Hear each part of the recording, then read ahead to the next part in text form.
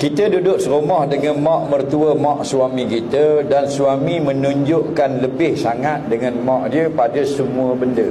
Dengar baik-baik, ini masalah suami. Seorang suami, dia tak boleh letakkan isterinya di sebuah rumah yang di rumah itu isterinya rasa tak senang. Tak boleh. Nafkah yang wajib 3. Nombor 1, makan minum. Nombor 2, pakaian. Nombor 3, rumah. Rumah ini syaratnya mestilah di rumah itu, kalau isteri duduk senang hati.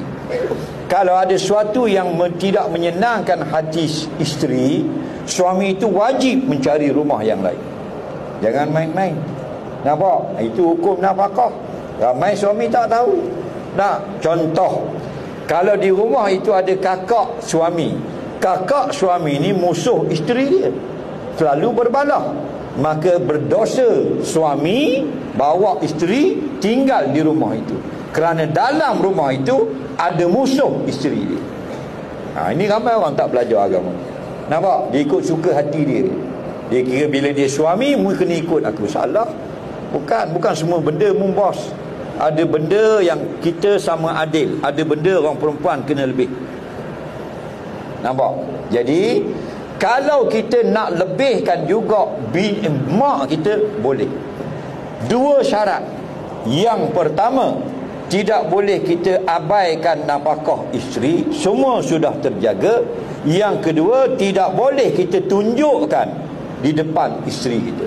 Kena jaga sungguh hati pasangan, tapi pada perkara yang benar lah, jangan perkara yang tak betul. Nampak? Nak jaganya hati bini ni sampai kita buang habis dara, itu tak salah lah. Okey. Jadi kalau kamu sayang mak nak bagi duit, jangan sampai isteri tahu. Jangan depan isteri. Isteri nak jumpa dengan kakak isteri, kakak ipar suami, suami benci kepada kakak ipar tu, sakit hati, boleh jumpa, jangan di hadapan suami. Faham lagi?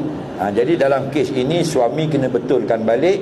Awak nak lebihkan sayang kerana hati awak ada untuk lebih pada ibu, boleh je.